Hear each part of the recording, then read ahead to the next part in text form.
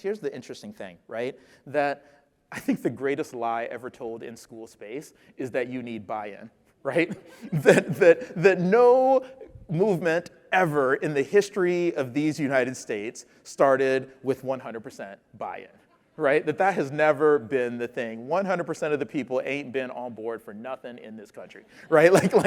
Right? We don't need everybody to buy in. You only need a few close friends. I even think, the story I often tell, even the American Civil Rights Movement was not everybody. You talk to grandmas and grandpas and all of them go like, oh, I was there. No, you weren't. American Civil Rights Movement was 7 people in a church basement, right? Right? And so I often ask myself, who are my 7 people in the church basement? Who are my 2 or 3 people that got my back, right? And so I recruit a few close friends. And so for me, in this instance, it was me, social studies teacher, gym teacher, science teacher. That was it, like my team, right? And when you recruit a few close friends, you introduce them or reintroduce them to the pain that you've been experiencing. Hey, here's the pain that we've been experiencing. And here's an idea I have, and here's the goal, right? So here's the pain that I'm experiencing. Here's an idea I have. I think if we reimagine the first 7 minutes, people will be more likely to stay in the room.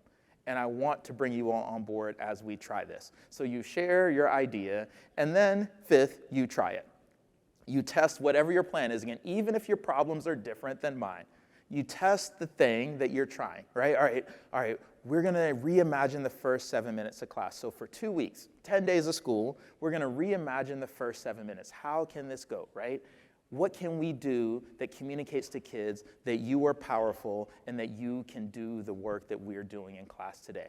So every kid that came to social studies, gym, science, and then with me in language arts, right? So we try this for 2 weeks, and we collect our data, right? You focus on data because that's what really moves things right now, right? We collect our data, and then we reflect on our observations and we refine our thinking. Again, even if your problems are different than mine. What was interesting is when we tried this, we reimagined the first 7 minutes of class, and in a 2-week period, we were averaging about